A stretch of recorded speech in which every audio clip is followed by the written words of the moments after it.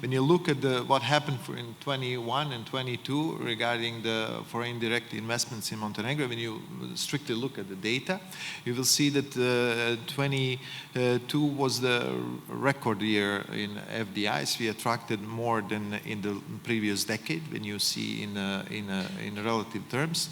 As well, I think in 2022, Montenegro was the 9th economy in the world for attracting FDIs in relation to its share of GDP. Those let's say, information do kind of are positive, but when you look at the structure of the FDIs, then you will see that we have serious issues. We basically attract FDIs mostly in our real estate sector, which is problematic, and then you don't see them, we don't have enough greenfield investment and so on and so forth. So for Montenegro is not an issue of attracting, but actually what kind of investments to attract. Economic diplomacy plays a crucial role there, and definitely its importance increased in the last decade, especially with the rise of the Chinese economy and the Asian economies, and all these challenges that the international system has faced in that regard. And now it's even more complicated. Economic diplomacy, it needs to be completely in line with the foreign policy of the country. It needs to follow on strategic orientation of the country, and also now there's an element of the security issues.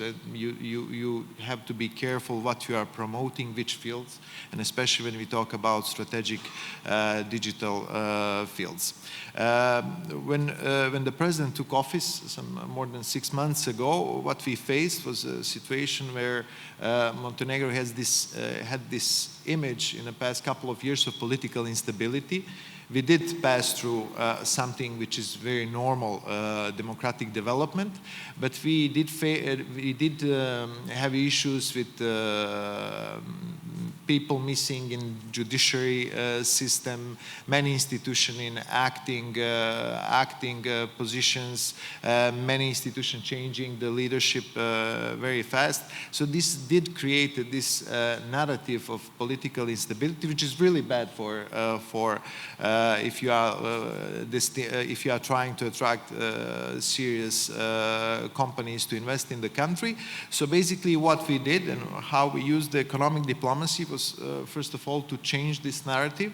So we used all these bilateral visits and the meetings to meet with the investors as well, to meet with the business communities of the countries which we visited, in order to explain that the political developments and the political instability in the country, which at least the image of it, was just a part of a regular democratic transition, that Montenegro soon will have a government in place that will start basically fulfilling its EU agenda and basically creating a more stable environment. And this is what is happening now. So I'm very happy that we managed to deliver as a society and as a system to our promises that we made in the last 6 months.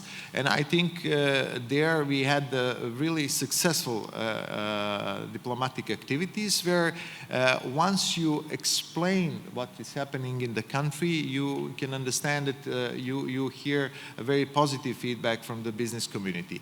We have to keep in mind that all these communities are very close to each other, although the world is big, but at the end of the day it's very small, because especially big businesses and corporate are very connected.